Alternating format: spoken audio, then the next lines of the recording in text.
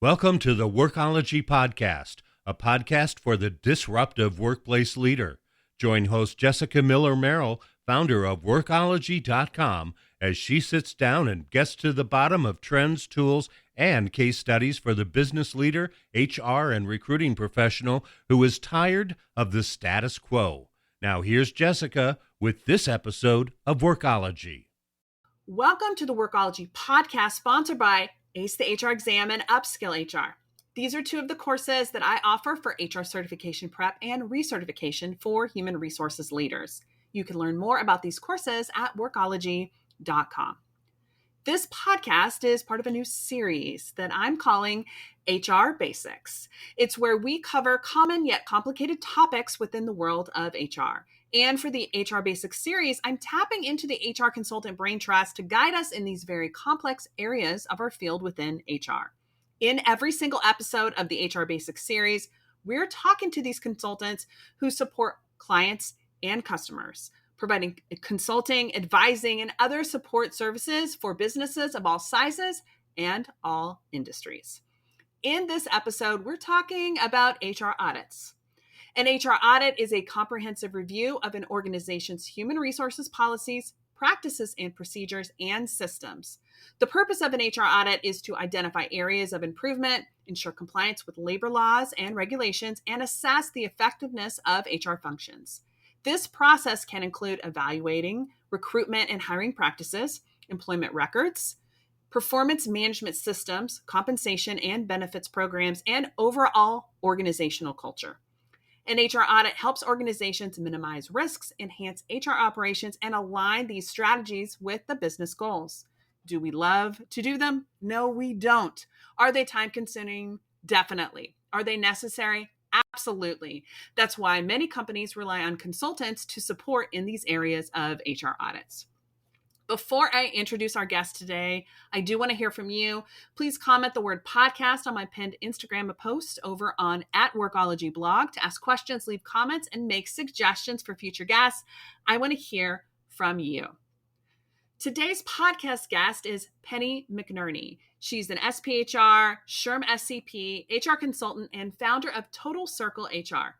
Penny has over 2 decades of global and domestic HR experience, including public, private, nonprofit, startup, family-owned, educational, and unionized workforce collaborations. Penny is an innovative problem solver who leverages her precise data-driven mindset to analyze business operations, discern priorities, and formulate solutions and improvements, regardless of constraints, which makes her the perfect person to talk today about HR audits. Penny, welcome to the Workology Podcast. Thank you, Jessica. I'm so excited to be here. I'm glad that you're excited about HR audits after working over 2 decades in human resources. So it can be a lot, but we're going to give everybody the scoop and skinny on what they need to know if this might be their first audit that they've ever done. Absolutely, yes. Talk to us a little bit about your background, because pretty much as I was reading the bio, it's like you kind of checked all the boxes of probably almost every industry or most industries.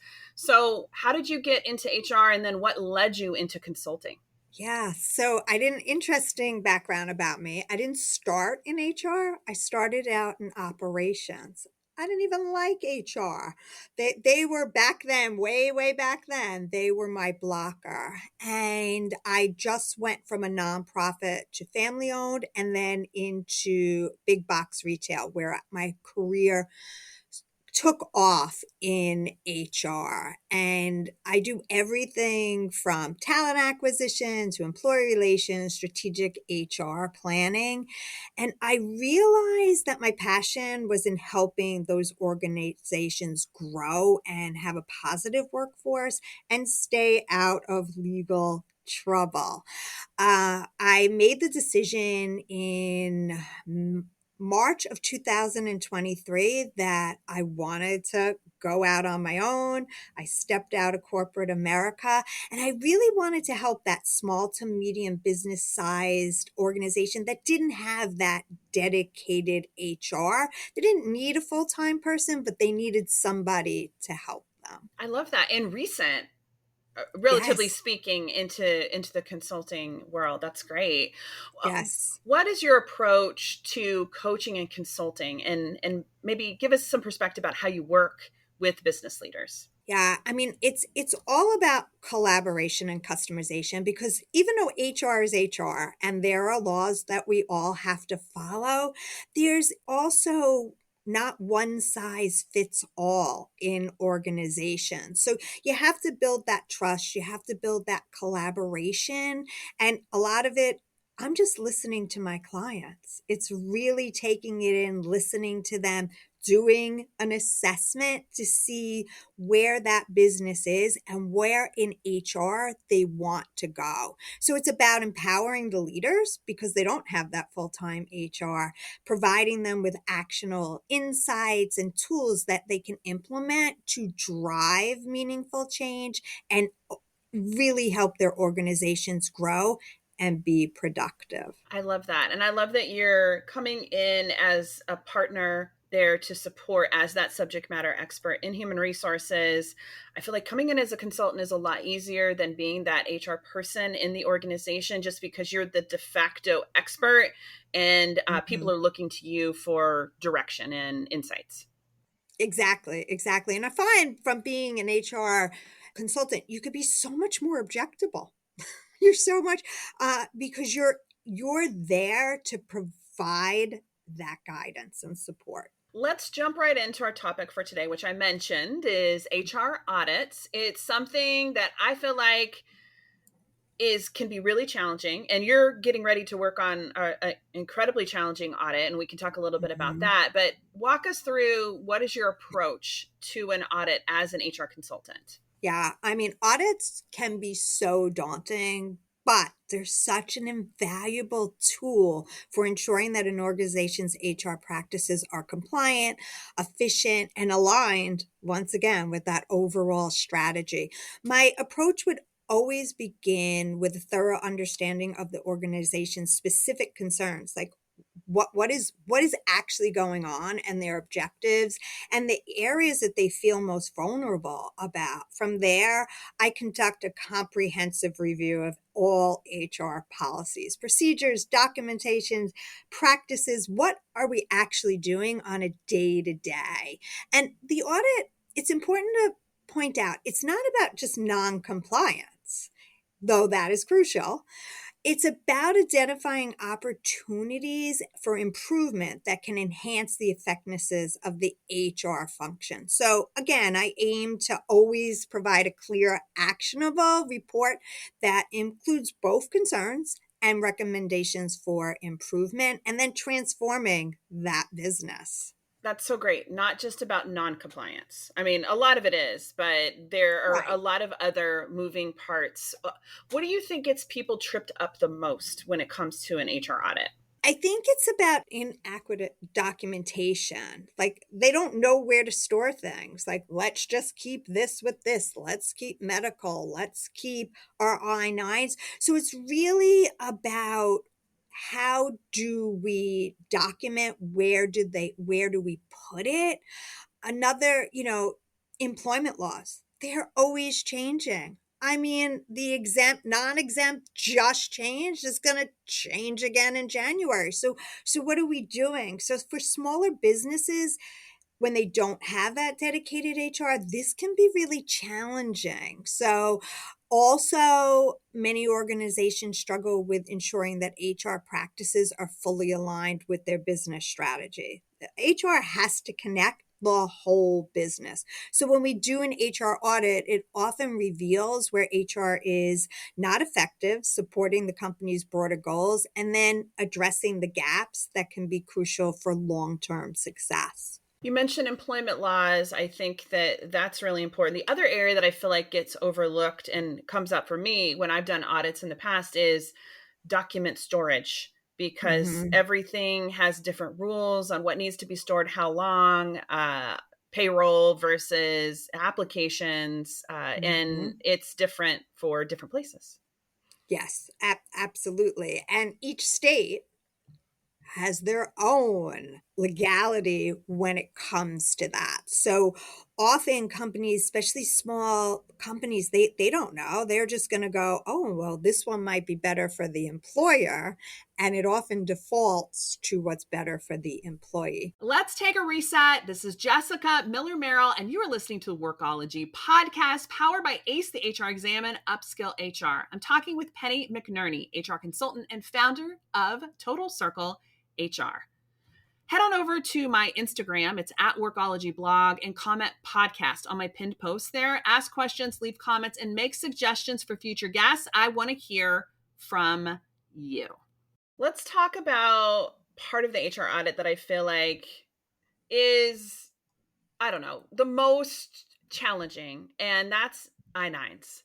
Yes. So what are the biggest mistakes that you've seen or experienced, and maybe some best practices to help avoid them as it relates to the I-9 forms? Yeah.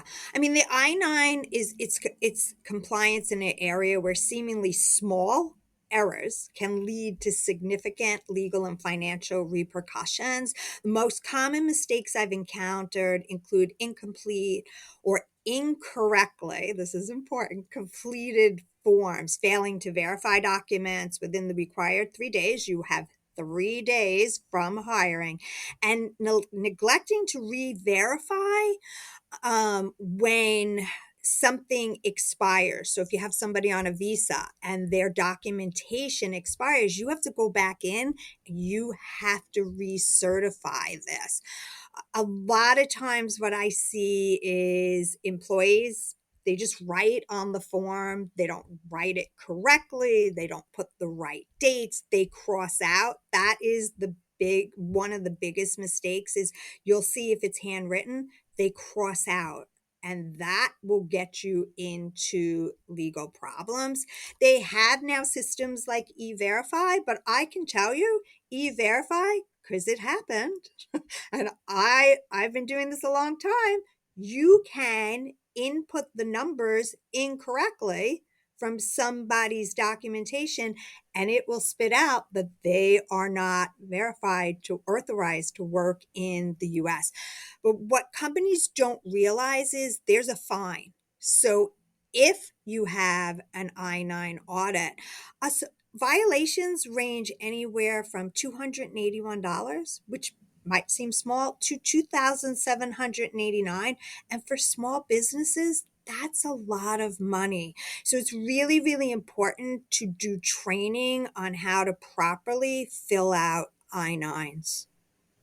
Especially when you have multiple locations and maybe you have a facility manager who's responsible for doing these, just making sure they understand the appropriate way. And then what are we getting documentation like photocopies of IDs and various things, or are we not, so that it's consistent across the board? Yeah, it absolutely has to be consistent. I always say to everybody, if you're going to take photocopies, you always take photocopies. If you're just going to do the verification, and you don't have to take photocopies, that's a lot of people still believe they have to take those photocopies, send them via email, which is another if you're hacked or something. But if you're not going to, then don't ever start doing it. You're absolutely right. You have to be consistent in the way that you're doing it. I see this question almost every week on Reddit in the HR thread. It's like, how do I do this? Should photocopy to not photocopy, or I just moved into this role and I'm doing an audit. I've always not photocopied, but everybody here photocopies. Like, there's so much misinformation, confusion, learning about I-9 forms. Yes, absolutely. And the best approach is to get trained, have all your managers, whoever is taking that documentation, to go through thorough I-9 training. There's even courses online because E-Verify has now changed as well. And there's certain states that you have to do E-Verify for, but even if you're not in a state that does E-Verify, you can do E-Verify, which from my perspective, I find is probably the safest way to do it. But as I said before, we're human. Humans make mistakes. You're getting ready to travel to a location right now. We talked about this before we started recording, where you are needing to gather and complete I-9s for an entire employee group, because it's an acquisition that's occurring. How are you Yes. approaching this as it relates to a large number like this, and basically starting from day one to gather that information? Yeah, so it's all about communication. So I'm going to send out communication to everybody in operations, to the general manager, to ensure that their employees know on this day, this is what you have to bring. And then it'll be about catching up with people and finding people because in my case, I'm dealing with frontline employees. They're not always on the schedule.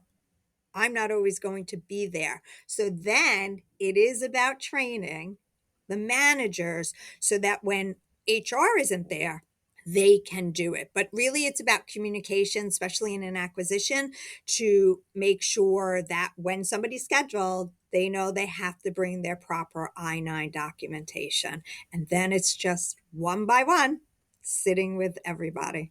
I'm just picturing 100 plus employees over a short period, gathering all that information.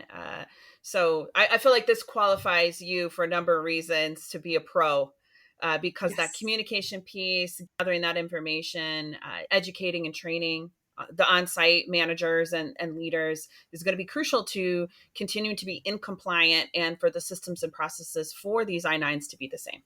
Oh, absolutely, absolutely. And I'm going to a state that's not, you don't have to do E-Verify, but I am going to put that practice in place because there is, yes, is there room for error? There's always room for error, but there's less room for error when you do use some type of electronic system. I'm just picturing, like, in the past when I've done audits, right, and the I-9s, and you see the creative ways that people Mhm. add the information from the IDs and that schedule expiration dates, not expiration dates. Mhm. I've seen people like initial and cross things out. Like, E-Verify eliminates those kind of errors, which I think is fantastic.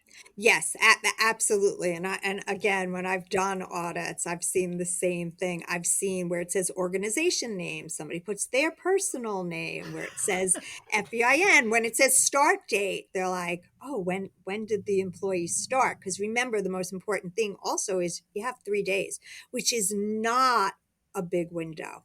Let's move into another area that I feel like is essential to an HR audit, and that's an employee file. And we could do a whole podcast on employee files, but HR audits are essential for ensuring that an organization remains compliant with labor laws and regulations, significantly reducing the risk of legal issues and penalties.